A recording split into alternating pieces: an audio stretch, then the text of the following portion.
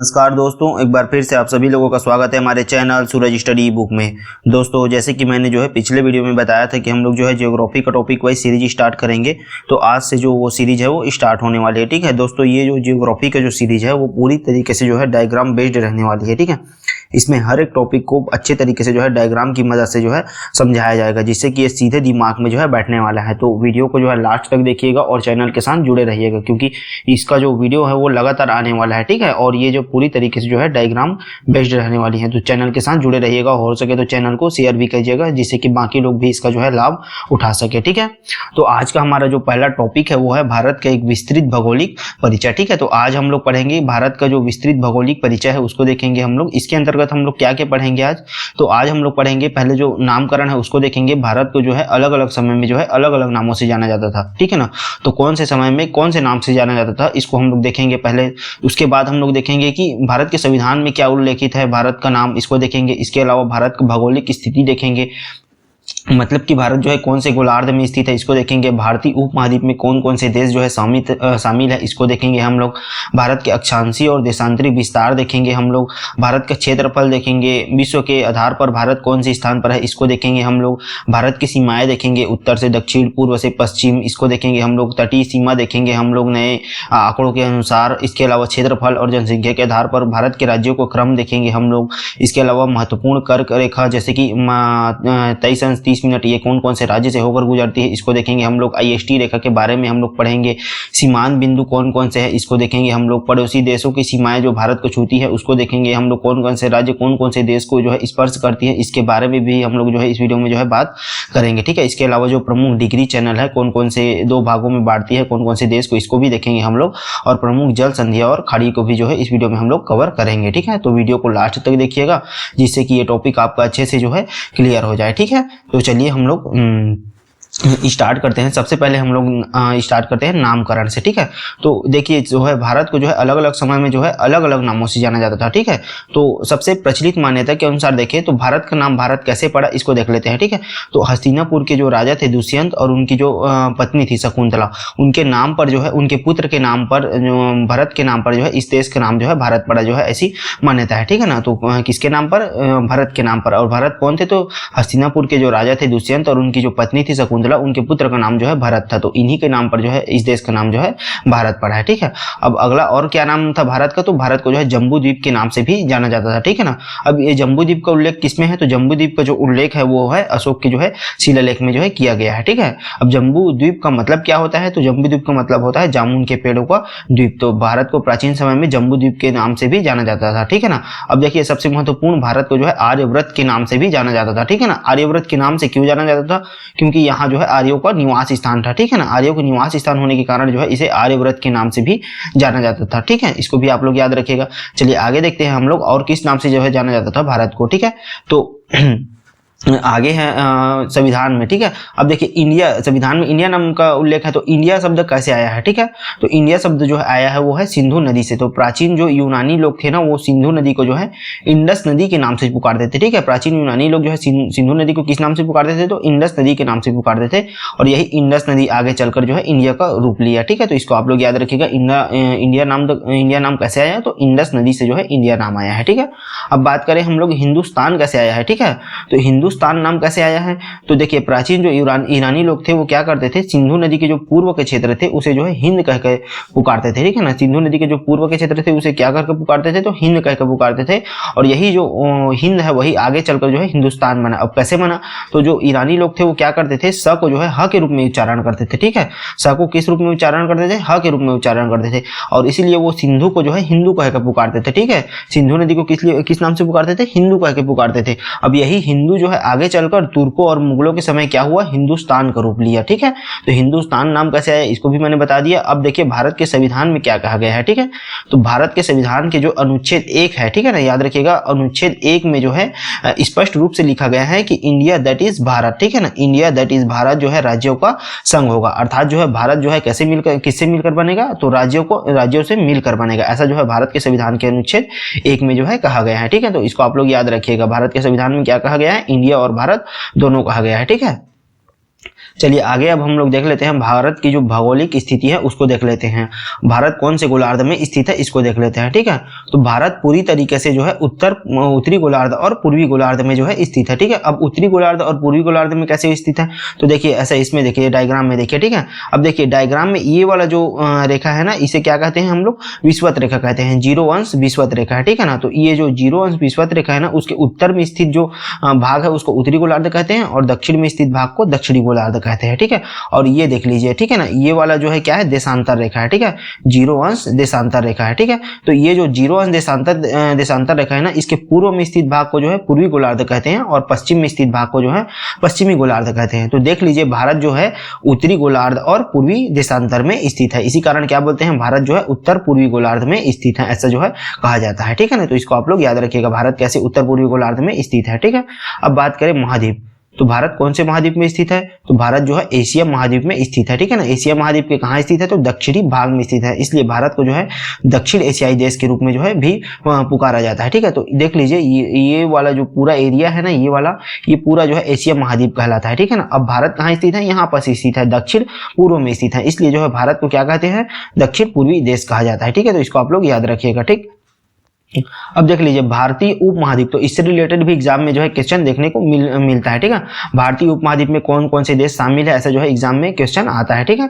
तो भारतीय उपमहाद्वीप में कौन कौन से देश शामिल है, तो भारतीय उपमहाद्वीप में भारत है, पाकिस्तान है, नेपाल है, भूटान है, बांग्लादेश है, श्रीलंका है, मालदीव है, ठीक है ना। तो ये जो है देश जो है भारतीय उपमहाद्वीप में शामिल है। अब सबसे महत्वपूर्ण पॉइंट ये याद रखिएगा, इसमें कौन कौन से देश जो है शामिल नहीं है, तो याद रखिएगा भारतीय उपमहाद्वीप में जो है चीन जो है शामिल नहीं है, अफगानिस्तान जो है शामिल नहीं है और जो म्यांमार है वो भी जो है भारतीय उपमहाद्वीप में जो है शामिल नहीं है। तो ये 3 देश का नाम याद रखिएगा, ये 3 देश जो है भारतीय उपमहाद्वीप में शामिल नहीं है। कौन कौन से हैं वो 3 देश, तो चाइना हो गया और हो गया अफगानिस्तान हो गया और म्यांमार होगा, ये 3 देश जो है भारतीय उपमहाद्वीप में शामिल नहीं है, ठीक है ना। इसको आप लोग अच्छे से याद रखिएगा, ठीक है। अब हम लोग आगे देखते हैं भारत का अक्षांशीय और देशांतरीय विस्तार देख लेते हैं, ठीक है। तो भारत का अक्षांशीय और देशांतरीय विस्तार कितना कितना है, तो भारत जो है 8 अंश 4 मिनट उत्तरी अक्षांश से 37 अंश 6 मिनट उत्तरी अक्षांश के बीच स्थित है ना, इसको आप याद रखिएगा। और देशांतरीय विस्तार के बारे में बात करें तो 68 अंश 7 मिनट जो पूर्वी देशांतर से 97 अंश 25 मिनट जो है पूर्वी देशांतर के बीच स्थित है भारत, ठीक है ना। अब हम लोग अगर द्वीप को भी शामिल कर लें तो भारत का अक्षांशीय विस्तार कैसे हो जाता है, 6 अंश 45 मिनट उत्तरी अक्षांश से 37 अंश 6 मिनट उत्तरी अक्षांश हो जाता है। क्यों, क्योंकि भारत का सबसे दक्षिणतम बिंदु अगर हम लोग द्वीप को शामिल करें तो कौन सा हो जाता है, इंदिरा पॉइंट हो जाता है, ठीक है ना। अब ये इंदिरा पॉइंट में कौन से अक्षांश पे स्थित है, तो 6 अंश 45 मिनट है, इसलिए अगर द्वीप को शामिल करें तो भारत का जो अक्षांशीय विस्तार है वो हो जाता है 6 अंश 45 मिनट से 37 अंश 6 मिनट। तो इसको भी आप लोग याद रखिएगा, ठीक है ना। भारत का सबसे दक्षिणतम बिंदु कौन सा है, तो इंदिरा पॉइंट है, ठीक है। तो याद रखिएगा ये अक्षांशीय और देशांतरीय विस्तार पूछा जाता है एग्जाम में, ठीक है।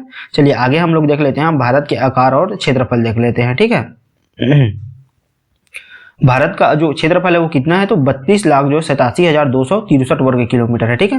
भारत का क्षेत्रफल कितना है, 32,87,263 वर्ग किलोमीटर है। और क्षेत्रफल के आधार पर भारत विश्व में कौन से स्थान रखता है, तो 7वां स्थान रखता है, इसको आप लोग याद रखिएगा, ठीक है ना। भारत विश्व में 7वां बड़ा देश है। और अगर हिस्सेदारी के बारे में बात करें भारत का, तो विश्व में जो क्षेत्रफल में हिस्सेदारी है वो 2.42% है, ठीक है। भारत से बड़े और 6 देश कौन कौन से हैं, तो सबसे बड़ा देश कौन सा है, रूस है, ठीक है ना। इसको आप लोग याद रखिएगा। दूसरे नंबर पर कनाडा है, तीसरे नंबर पर चीन है, चौथे नंबर पर अमेरिका है, 5वें नंबर पर ब्राजील है, 6वें नंबर पर ऑस्ट्रेलिया और 7वें नंबर पर भारत है, ठीक है ना। तो भारत कौन से नंबर पर है, 7वें नंबर पर है। तो इसको आप लोग याद रखिएगा, भारत से बड़े और 6 देश है, ठीक है। और कुल विश्व के क्षेत्रफल में भारत का हिस्सेदारी कितना है, तो 2.42% है, इसको भी आप लोग याद रखिएगा। और भारत का कुल क्षेत्रफल कितना है, 32,87,263 वर्ग किलोमीटर है, ठीक है। चलिए आगे हम लोग देख लेते हैं भारत का जो उत्तर से दक्षिण और पूर्व से पश्चिम लंबाई है वो कितनी है, ठीक है। तो भारत का उत्तर से दक्षिण कुल लंबाई कितना है, 3214 किलोमीटर है, ठीक है ना। उत्तर से दक्षिण कुल लंबाई कितने हैं, 3214 किलोमीटर है। अब उत्तर से दक्षिण में कौन कौन से आता है, तो देख लीजिए यहाँ पर सबसे दक्षिणी बिंदु है कन्याकुमारी, वहां से लेकर ये लद्दाख का जो इंदिरा कॉल है यहाँ तक का कुल लंबाई कितना है, 3214 किलोमीटर है। अब भारत का पूर्व से पश्चिम कुल लंबाई कितना है, तो 2933 किलोमीटर है ना। इसको आप लोग याद रखिएगा, पूर्व से पश्चिम कुल लंबाई कितनी है, 2933 किलोमीटर है, ठीक है। अब ये पूर्वी बिंदु सबसे कहाँ पास है, तो यहाँ पास जो सबसे पूर्वी बिंदु है अरुणाचल प्रदेश का किबुथु, ठीक है ना। तो वहां से लेकर गुजरात का जो यहाँ पर गुहार मोती है वहां तक की कुल लंबाई को बताया गया है कितना किलोमीटर है, 2933 किलोमीटर है, ठीक है। अब भारत की कुल स्थलीय सीमा कितने पड़ोसी देशों को स्पर्श करता है, तो 7 पड़ोसी देशों को स्पर्श करता है और इसकी कुल लंबाई कितनी है, 15,106.7 किलोमीटर है, ठीक है ना। ये एग्जाम में डायरेक्ट क्वेश्चन पूछा जाता है कि भारत की कुल स्थलीय सीमा की लंबाई कितनी है, तो कितनी है, 15,106.7 किलोमीटर है, ठीक है। और कितने पड़ोसी देशों को स्पर्श करता है स्थलीय सीमा, तो 7 पड़ोसी देशों को स्पर्श करते हैं, ठीक है। अब ये 7 पड़ोसी देश कौन कौन से हैं, तो ये 7 पड़ोसी देश है अफगानिस्तान हो गया, पाकिस्तान हो गया, बांग्लादेश हो गया, म्यांमार हो गया, चीन हो गया, नेपाल हो गया और भूटान हो गया। तो ये 7 जो पड़ोसी देश हैं इसको जो है भारत जो है स्पर्श करता है। आगे देखेंगे हम लोग इन सभी का क्रम कौन कौन क्या क्या है, कौन किसको जो है कितना बड़ा क्षेत्र जो है स्पर्श करता है, ठीक है। चलिए अब भारत का तटीय सीमा के बारे में बात करें, ठीक है ना। तो तटीय सीमा जो है नवीनतम सर्वे के आधार पर जो है हम लोग देखेंगे कि नवीनतम सर्वे के अनुसार भारत की तटीय सीमा कितनी है, ठीक है। तो देखिए पहले जो सर्वे था उसके अनुसार भारत की तटीय सीमा की कुल लंबाई कितनी थी, तो 7,516.6 किलोमीटर था, ठीक है ना। पहले जो है कितना था, 7,516.6 किलोमीटर था। लेकिन अभी जो नवीनतम सर्वे हुआ है उसके अनुसार जो है बढ़कर ये जो है 11,098.81 किलोमीटर हो गया, ठीक है ना। अब ये जो नवीनतम सर्वे है वो जो है सैटेलाइट आधारित था, ड्रोन आधारित था, इसलिए जो है इसमें जो है हमारे जो तटीय सीमा की जो लंबाई है वो जो है बढ़ गई है। कितनी हो गई है, 11,098.81 किलोमीटर हो गई है, ठीक है ना। अब मुख्य भूमि में कितना है, ये तो 7,870.51 किलोमीटर है और द्वीपों में कितनी है तटरेखा की लंबाई, तो 3,228.30 किलोमीटर है, ठीक है। तो याद रखिएगा भारत की तटीय सीमा की कुल लंबाई कितनी है, 11,098.81 किलोमीटर है, जिसमें मुख्य भूमि के तटरेखा की लंबाई 7,870.51 और तट की जो है 3,228.30 किलोमीटर है। अब ये जो वृद्धि कितने प्रतिशत की हुई है अभी नवीनतम हालिया सर्वे के अनुसार, तो 48 से जो है 50% की जो है वृद्धि हुई है। तो इसको आप लोग याद रखिएगा, ठीक है ना। अब भारत के सबसे ज्यादा तटरेखा की लंबाई किसकी है, इसको जो एग्जाम में पूछा जाता है। तो अगर हम लोग केंद्र शासित प्रदेश और राज्य दोनों को शामिल करें तो सबसे बड़ा तटरेखा की लंबाई जो है अंडमान निकोबार द्वीप समूह की है, ठीक है ना। याद रखिएगा सबसे बड़ा तटरेखा की लंबाई किसकी है, तो अंडमान निकोबार द्वीप समूह की है। लेकिन अगर हम राज्यों बस के बारे में बात करें तो सब राज्यों में बात करें तो गुजरात का है, ठीक है ना। अगर हम राज्यों बस कर लो तो किसका तटरेखा की लंबाई सबसे ज्यादा है, तो गुजरात की है। लेकिन अगर हम लोग केंद्र शासित प्रदेश को भी शामिल कर ले तो फिर अंडमान निकोबार द्वीप समूह का जो है लंबाई सबसे ज्यादा हो जाती है तटरेखा की, ठीक है ना। तो इसको आप लोग याद रखिएगा, ठीक है। चलिए आगे हम लोग अब क्षेत्रफल और जनसंख्या के आधार पर कौन से राज्य बड़ा है और कौन सा राज्य छोटा है इसको हम लोग देख लेते हैं, ठीक है। तो क्षेत्रफल के आधार पर सबसे बड़ा राज्य कौन सा है, तो राजस्थान है, ठीक है ना। इसको आप लोग याद रखिएगा, क्षेत्रफल के आधार पर सबसे बड़ा राज्य कौन है, राजस्थान है। देख लीजिए यहाँ पर राजस्थान जो है क्षेत्रफल के आधार पर सबसे बड़ा राज्य है। और सबसे छोटा राज्य कौन है क्षेत्रफल के आधार पर, तो गोवा है, ठीक है ना। याद रखिएगा गोवा जो है क्षेत्रफल के आधार पर सबसे छोटा राज्य है, ठीक है। अब सबसे बड़ा केंद्र शासित प्रदेश कौन है क्षेत्रफल के आधार पर, तो लद्दाख है, ठीक है ना। याद रखिएगा सबसे बड़ा केंद्र शासित प्रदेश कौन है क्षेत्रफल के आधार पर, तो लद्दाख है। और सबसे छोटा केंद्र शासित प्रदेश कौन है क्षेत्रफल के आधार पर, तो लक्षद्वीप है, ठीक है ना। याद रखिएगा क्षेत्रफल के आधार पर सबसे छोटा केंद्र शासित प्रदेश कौन सा है, लक्षद्वीप है और सबसे बड़ा लद्दाख है। अब बात करें जनसंख्या, ठीक है ना। अब जनसंख्या के आधार पर भारत का सबसे बड़ा राज्य कौन है, तो उत्तर प्रदेश है, ठीक है ना। यहाँ पर स्थित है ये उत्तर प्रदेश, तो ये जो है जनसंख्या के आधार पर सबसे बड़ा राज्य है। और जनसंख्या के आधार पर सबसे छोटा राज्य कौन सा है, तो सिक्किम है, ठीक है। इसको भी आप लोग याद रखिएगा, जनसंख्या के आधार पर सबसे छोटा राज्य कौन सा है, तो सिक्किम है, ठीक है। अब जनसंख्या के आधार पर सबसे बड़ा केंद्र शासित प्रदेश कौन सा है, तो दिल्ली है, ठीक है ना। इसको आप लोग याद रखिएगा, जनसंख्या के आधार पर सबसे बड़ा केंद्र शासित प्रदेश कौन सा है, तो दिल्ली है। और सबसे छोटा केंद्र शासित प्रदेश तो लक्षद्वीप ही है, ठीक है ना। याद रखिएगा जनसंख्या और क्षेत्रफल दोनों में सबसे छोटा केंद्र शासित प्रदेश कौन सा है, तो लक्षद्वीप है, ठीक है। इसको भी आप लोग याद रखिएगा, ठीक है। चलिए आगे अब हम लोग कर्क रेखा देखते हैं, ठीक है। तो कर्क रेखा कितने डिग्री है, तो 23°30", ठीक है ना। याद रखिए कर्क रेखा 23°30", यह जो है भारत के जो है लगभग मध्य से जो है गुजरती है और भारत को 2 जलवायु प्रदेशों में जो है बांटती है, ठीक है। तो कर्क रेखा भारत के कितने राज्य से होकर गुजरती है, ये एग्जाम में पूछा जाता है, ठीक है। इसको आप लोग याद रखिएगा, कर्क रेखा भारत के जो है 8 राज्य से होकर गुजरती है, ठीक है। अब ये 8 राज्य कौन कौन से हैं, तो इसको भी एग्जाम में जो है पूछा जाता है, क्रम से पूछा जाता है ना, कि कर्क रेखा से गुजरने वाले राज्यों को क्रम से जो है जमाइए, पूर्व से पश्चिम या पश्चिम से पूर्व की ओर। तो इसको हम लोग देख लेते हैं हम लोग। तो देखिए कर्क रेखा सबसे पहले कहां से गुजरता है, तो गुजरात से गुजरता है। अब गुजरात से बाद ये थोड़ा सा हिस्सा जो है राजस्थान को टच करता है। राजस्थान के बाद फिर ये जाता है मध्य प्रदेश में जाता है, ठीक है ना। मध्य प्रदेश से फिर ये छत्तीसगढ़ में प्रवेश करता है। छत्तीसगढ़ के बाद ये झारखंड में जाता है। झारखंड के बाद ये पश्चिम बंगाल और पश्चिम बंगाल से फिर ये यहाँ पर जो है त्रिपुरा और मिजोरम तक जो है जाता है। तो ये भारत के 8 राज्य हैं जिसे होकर कर्क रेखा गुजरती है। तो इसको रटने की जरूरत नहीं है। अगर आप लोग को भारत का मैप याद होगा तो इसको आप लोग आसानी से जो है बना सकते हैं, ठीक है। तो गुजरात, राजस्थान हो गया, मध्य प्रदेश, छत्तीसगढ़ हो गया, झारखंड हो गया, पश्चिम बंगाल, त्रिपुरा और मिजोरम। तो यहाँ पर जो है ज्यादातर कंफ्यूजन होता है ना, इसको आप लोग याद रखिएगा, त्रिपुरा और मिजोरम है, ठीक है ना। इसमें मेघालय शामिल नहीं है, मणिपुर शामिल नहीं है, ठीक है, त्रिपुरा और मिजोरम है, ठीक है। तो ये 8 राज्यों से होकर कर्क रेखा गुजरता है, ठीक है। अब बात करें भारतीय मानक समय रेखा IST रेखा के बारे में, ठीक है। तो IST रेखा 82 अंश जो 30 मिनट है, याद रखिएगा, IST रेखा 82 अंश जो 30 मिनट है, इसे जो है क्या कहते हैं, मानक समय रेखा भी कहते हैं IST रेखा को। और ये जो है ग्रीनविच समय, जो इंग्लैंड का जो ग्रीनविच समय, ग्रीनविच टाइम है, उसे कितना घंटे आगे है, तो 5 घंटे 30 मिनट आगे है ना। इसको आप लोग याद रखिएगा। ये कई बार एग्जाम में फंसाया जाता है कि भारतीय मानक समय रेखा IST रेखा जो है ग्रीनविच समय से कितने घंटे आगे या पीछे हैं, तो कई बार ये पीछे दे दिया जाता है ना, तो आगे है ये याद रखिएगा। और कितने आगे हैं, तो 5 घंटे 30 मिनट जो है आगे है, ठीक है ना। इसको आप लोग याद रखिएगा। और ये कहां से होकर गुजरता है, तो भारत के उत्तर प्रदेश के जो मिर्जापुर है वहां से होकर गुजरता है IST रेखा। तो इसको भी आप लोग याद रखिएगा, ये भी एग्जाम में जो है पूछा जाता है। तो इलाहाबाद के निकट है भारत के उत्तर प्रदेश के मिर्जापुर, ठीक है, इसको आप लोग याद रखिएगा। और ये कितने राज्य से होकर गुजरता है IST रेखा, तो कुल 5 राज्य से होकर गुजरता है IST रेखा। इसको भी आप लोग याद रखिएगा। कौन कौन से ये 5 राज्य, तो देख लीजिए, यहाँ पर से है यूपी, उत्तर प्रदेश, फिर आता है ये मध्य प्रदेश में, मध्य प्रदेश के बाद यहाँ पर छत्तीसगढ़ से होकर गुजरता है, छत्तीसगढ़ के बाद यहाँ पर जो है उड़ीसा को टच करता है थोड़ा सा हिस्सा, और फिर ये आंध्र प्रदेश। तो ये 5 राज्य है जहां से होकर IST रेखा गुजरती है। कौन कौन से है, उत्तर प्रदेश, मध्य प्रदेश, छत्तीसगढ़, उड़ीसा और आंध्र प्रदेश, ठीक है। तो इसको आप लोग याद रखिएगा। सॉरी, ठीक है। अब बात करते हैं भारत के जो है सीमांत बिंदु के बारे में, ठीक है। तो भारत के जो उत्तरी सीमांत बिंदु के बारे में बात करें तो सबसे उत्तरी बिंदु कौन सा है, तो लद्दाख का जो इंदिरा कॉल है वो भारत का सबसे उत्तरी बिंदु है, ठीक है। अब भारत का सबसे दक्षिणी बिंदु कौन सा है, तो भारतीय सीमा के बारे में बात करें, भारतीय सीमा में भारत का सबसे दक्षिणी बिंदु कौन है, तो कन्याकुमारी है तमिलनाडु में, ठीक है ना। भारतीय सीमा के अंतर्गत भारतीय भूमि से लगे हुए बारे में बात करें तो कन्याकुमारी जो तमिलनाडु में है वो है। लेकिन अगर हम द्वीप को भी शामिल करें तो भारत का सबसे दक्षिणतम बिंदु हो जाता है इंदिरा पॉइंट, जो कि अंडमान निकोबार के निकोबार द्वीप में जो है स्थित है, ठीक है ना। इसको भी आप लोग याद रखिएगा। भारत का सबसे पूर्वी बिंदु कौन सा है, तो किबिथु है, जो कि अरुणाचल प्रदेश में स्थित है। सबसे पश्चिमी बिंदु कौन सा है, तो गुहारमोती, जो कि गुजरात के कच्छ में स्थित है, ठीक है ना। तो ये भारत के प्रमुख जो है सीमांत बिंदु है, इसको आप लोग याद रखिएगा, एग्जाम में डायरेक्ट क्वेश्चन आता है इससे, ठीक है। अब हम लोग देखते हैं भारत के पड़ोसी देशों के बारे में, ठीक है।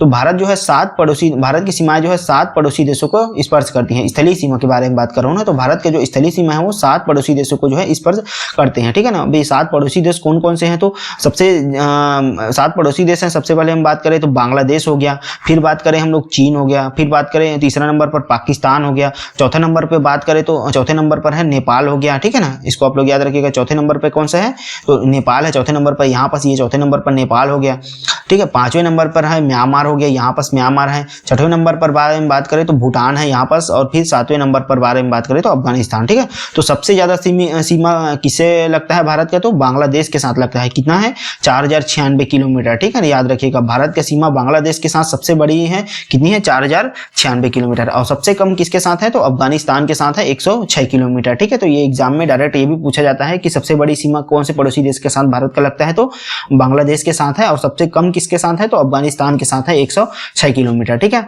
अब हम लोग देखते हैं कि कौन कौन से राज्य कौन कौन से देश को जो है स्पर्श करते हैं, ठीक है। तो देखिए, सबसे पहले हम लोग बात करते हैं बांग्लादेश के बारे में ही बात कर लेते हैं, या फिर हम लोग सबसे ज्यादा पहले हम लोग पाकिस्तान के बारे में बात कर लेते हैं, ठीक है। इधर से स्टार्ट करते हैं और इधर तक जाते हैं, ठीक है। तो पाकिस्तान को स्पर्श करने वाले भारत के राज्य कौन कौन से हैं, तो पाकिस्तान को स्पर्श करने वाले भारत के राज्य के बारे में बात करें तो गुजरात हो गया, ये स्पर्श करते हैं, राजस्थान हो गया, पंजाब हो गया और जम्मू कश्मीर हो गया, ठीक है। तो इसको आप लोग याद रखिएगा। ये जो है किसको स्पर्श करते हैं, पाकिस्तान को स्पर्श करते हैं। कौन कौन है, तो गुजरात हो गया, राजस्थान हो गया, पंजाब हो गया और जम्मू कश्मीर हो गया। तो ये जो है किसको स्पर्श करते हैं, पाकिस्तान को जो है स्पर्श करते हैं। और लद्दाख हो गया, ठीक है ना। तो लद्दाख भी जो है पाकिस्तान को स्पर्श करता है, ठीक है। तो ये हो गया 5 जो है राज्य है, केंद्र शासित मिलकर 5 जो है पाकिस्तान को स्पर्श करते हैं। अब बात करें हम लोग अफगानिस्तान को, तो अफगानिस्तान को केवल एक केंद्र शासित प्रदेश स्पर्श करता है। कौन है वो, लद्दाख है, ठीक है ना। याद रखिएगा, जम्मू कश्मीर नहीं है, लद्दाख है ना। ये एग्जाम में बहुत बार आया हुआ क्वेश्चन है कि लद्दाख केंद्र शासित प्रदेश या फिर अफगानिस्तान जो है भारत के किसको स्पर्श करता है। तो याद रखिएगा, अफगानिस्तान भारत के लद्दाख जो केंद्र शासित प्रदेश है उसको जो है स्पर्श करती है, उसके साथ जो है सीमा बनाती है, ठीक है ना। जम्मू कश्मीर नहीं है। अब बात करें चीन की, तो चीन कौन कौन से भारतीय राज्य को जो है स्पर्श करता है, तो चीन के साथ जो है लगा हुआ भारतीय राज्य कौन कौन कौन से हैं, तो लद्दाख हो गया, हिमाचल प्रदेश हो गया, उत्तराखंड हो गया और जो है कौन है, सिक्किम हो गया और अरुणाचल प्रदेश। तो ये 5 जो राज्य हैं वो चीन के साथ जो है सीमा साझा करते हैं। कौन कौन से हैं, अरुणाचल प्रदेश हो गया, सिक्किम हो गया, उत्तराखंड हो गया, हिमाचल प्रदेश हो गया और लद्दाख हो गया। तो ये 5 जो है राज्य जो है चीन के साथ सीमा बनाते हैं। अब नेपाल के साथ बात करें तो नेपाल के साथ कौन कौन से भारतीय राज्य सीमा साझा करते हैं, तो उत्तराखंड हो गया, उत्तर प्रदेश हो गया, बिहार हो गया, सिक्किम हो गया और पश्चिम बंगाल हो गया। इसको भी आप लोग याद रखिएगा, पश्चिम बंगाल भी जो है नेपाल के साथ सीमा साझा करता है, ठीक है ना, याद रखिएगा पश्चिम बंगाल भी, ठीक है। अब बात करें भूटान के साथ कौन कौन से भारतीय राज्य सीमा साझा करते हैं, तो भूटान के साथ बात करें तो भूटान के साथ सिक्किम हो गया, पश्चिम बंगाल भी सीमा साझा करता है भूटान के साथ, तो सिक्किम, पश्चिम बंगाल, असम और अरुणाचल प्रदेश। तो ये 4 जो राज्य है ना वो भूटान के साथ जो है सीमा साझा करते हैं, ठीक है, याद रखिएगा, अरुणाचल प्रदेश, असम, पश्चिम बंगाल और सिक्किम, ठीक है। अब बात करें म्यांमार के साथ, तो म्यांमार के साथ कौन कौन से भारतीय राज्य सीमा साझा करते हैं, तो अरुणाचल प्रदेश हो गया, नागालैंड हो गया, मणिपुर हो गया, मिजोरम हो गया, ठीक है ना। तो ये भारतीय राज्य जो है म्यांमार के साथ सीमा साझा करते हैं। कौन कौन से भारतीय राज्य, अरुणाचल प्रदेश, नागालैंड, मणिपुर और मिजोरम, ठीक है। अब बात करें बांग्लादेश के साथ, तो बांग्लादेश के साथ कौन कौन से भारतीय राज्य सीमा साझा करते हैं, तो बांग्लादेश के साथ बात करें तो पश्चिम बंगाल हो गया, ठीक है, पश्चिम बंगाल बांग्लादेश के साथ सीमा साझा करते हैं, असम हो गया, मेघालय हो गया, मिजोरम हो गया और त्रिपुरा हो गया। ये जो भारतीय राज्य हैं वो बांग्लादेश के साथ जो है सीमा साझा करते हैं। कौन कौन से, एक बार और बता देता हूं मैं, पश्चिम बंगाल हो गया, असम हो गया, मेघालय हो गया, त्रिपुरा हो गया और मिजोरम हो गया, ठीक है। तो ये भारतीय राज्य जो है किसके साथ सीमा साझा करते हैं, तो बांग्लादेश के साथ सीमा साझा करते हैं, ठीक है। तो इसको आप लोग याद रखिएगा। और जो श्रीलंका है वो भारत के साथ जो है स्थलीय सीमा साझा नहीं करते हैं, इसको भी आप लोग याद रखिएगा, ठीक है ना। श्रीलंका और जो कौन है, मालदीव हो गया, ये जो है भारत के साथ स्थलीय सीमा साझा नहीं करते हैं, ठीक है ना, इसको आप लोग याद रखिएगा। अब बात करें हम लोग प्रमुख डिग्री चैनल के, ठीक है ना, तो सबसे पहले हम लोग देख लेते हैं 8 डिग्री चैनल, ठीक है। तो ये देख लीजिए यहाँ पास 8 डिग्री चैनल है। ये कौन कौन से दो मतलब कि किसको किसको 2 भागों में बांटता है, तो बात करें 8 डिग्री चैनल, तो ये जो है मालदीव और मिनिकॉय के बीच स्थित है ना, इसको आप लोग याद रखिएगा। 8 डिग्री चैनल किसके किसके बीच स्थित है, मालदीव और मिनिकॉय के बीच स्थित है ना। मालदीव देश और लक्षद्वीप का जो मिनिकॉय है ना उसके बीच जो है सीमा साझा करते हैं, मतलब उसके बीच स्थित है 8 डिग्री चैनल, इसको आप लोग याद रखेगा। अब बात करें 9 डिग्री चैनल किसके किसके बीच स्थित है, तो 9 डिग्री चैनल जो है मिनिकॉय और लक्षद्वीप के बीच स्थित है ना, याद रखिएगा। 9 डिग्री चैनल किसके किसके बीच स्थित है, मिनिकॉय और लक्षद्वीप के बीच स्थित है 9 डिग्री चैनल, ठीक है ना।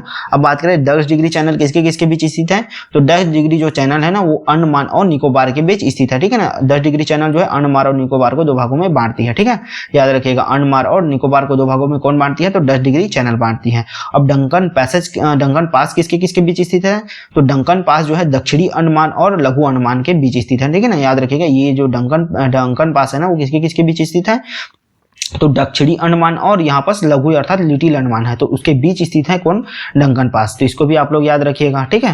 अब प्रमुख जो जल संधियां हैं उसको देख लेते हैं और खाड़ी को देख लेते हैं हम लोग। तो जो पाक जल मरुमध्य किसके बीच स्थित है, तो पाक जल मरुमध्य जो है भारत और श्रीलंका के बीच स्थित है, ठीक है ना, याद रखिएगा। तमिलनाडु और श्रीलंका के बीच स्थित है, मतलब भारत और श्रीलंका के बीच स्थित है, याद रखिएगा, पाक जल मरुमध्य, ठीक है ना। अब इसमें पाक नाम में है तो इसका मतलब ये मत समझिए कि ये पाकिस्तान और भारत के बीच स्थित है ना, इसको ये जो है भारत और श्रीलंका के बीच स्थित है, ठीक है ना, इसको आप लोग याद रखिएगा, ठीक है। अब बात करें मन्नार की खाड़ी, ठीक है ना, तो मन्नार की खाड़ी भी किनके किनके बीच स्थित है, तो ये भी जो है भारत और श्रीलंका के बीच स्थित है ना, याद रखिएगा। मन्नार की खाड़ी भारत और श्रीलंका के बीच स्थित है, जो कि एक बायोस्फीयर रिजर्व है, ठीक है, इसको भी आप लोग याद रखिएगा। अब बात करें हम लोग कच्छ अर्थात खंभात की खाड़ी, तो खंभात की खाड़ी कहाँ स्थित है, गुजरात में स्थित है ना, याद रखिएगा। ये यहाँ पर जो है खंभात की खाड़ी स्थित है और यहाँ पर जो है नर्मदा और जो है तापी नदी आकर गिरती है, याद रखिएगा। खंभात की खाड़ी में कौन कौन सी नदी आकर गिरती है, तो नर्मदा और तापी नदी आकर गिरती है, ठीक है ना, जो कि भ्रंश घाटी से होते हुए बहती हुई आती हैं और जो है खंभात की खाड़ी में जाकर गिर जाती है, ठीक है ना, याद रखिएगा इसको। अब कोको चैनल किनके किनके बीच स्थित है, तो कोको चैनल जो है म्यांमार और अंडमान के बीच स्थित है ना, याद रखिएगा। कोको चैनल जो है किनके किनके बीच स्थित है, म्यांमार और अंडमान के बीच, ठीक है ना। और जो उत्तरी अंडमान और जो म्यांमार है उसके बीच जो है कोको चैनल स्थित है, ठीक है। अब ग्रेट चैनल जो है निकोबार और सुमात्रा द्वीप के बीच स्थित है, ग्रेट चैनल, ठीक है। तो दोस्तों ये जो है भारत की जो भौगोलिक परिचय का जो स्टार्टिंग टॉपिक है उसको हम लोगों ने जो है डायग्राम की मदद से समझा है। अगर वीडियो अच्छी लगी हो तो प्लीज़ वीडियो को लाइक कीजिएगा और चैनल को सब्सक्राइब भी कीजिएगा, जिससे कि आने वाले वीडियो जो है हमें मोटिवेशन मिल सके, ठीक है। Thank you.